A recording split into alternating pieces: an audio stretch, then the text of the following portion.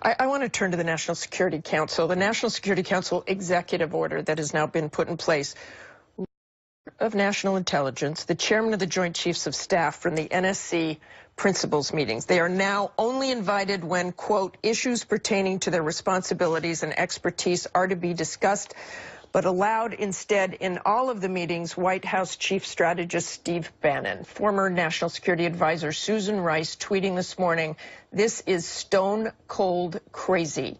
After a week of crazy, who needs military advice or intel to make policy on ISIL, Syria, Afghanistan, DPRK, adding Chairman of Joint Chiefs and DNI treated as afterthoughts in cabinet-level principals meetings, and where's the CIA? Cut out of everything. She also retweeted this: Trump loves and trusts the military so much he just kicked them out of the National Security Council and put in a Nazi in their place. That's clearly inappropriate language from a former ambassador.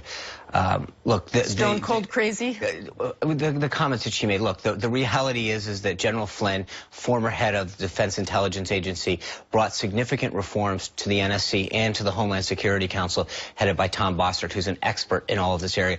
We are instilling reforms to make sure that we streamline the process for the president to make decisions on key, important intelligence matters. You've got a leader in General Flynn who understands the intelligence process and the reforms that are needed probably better than anybody else.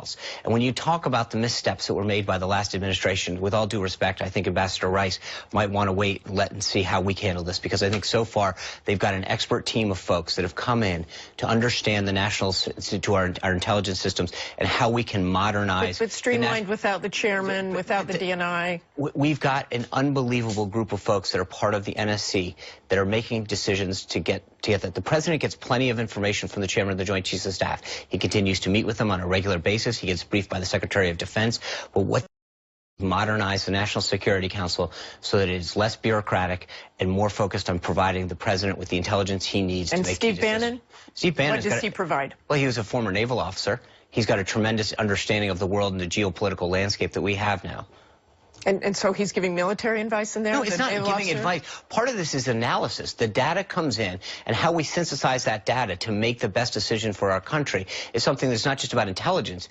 It's about the intelligence that comes in and the analysis that comes out of that. Having key decision makers and the chief strategist for the United States, for the president, to come in and talk about what the strategy is going forward is crucial. The data comes in raw, and what these key individuals do is help provide guidance for the president to make decisions. Having the chief strategist for the president in those meetings who has a significant military background to help guide what the president's final analysis is going to be is crucial. Okay, thanks very much for joining us this morning, Sean. Good to see you.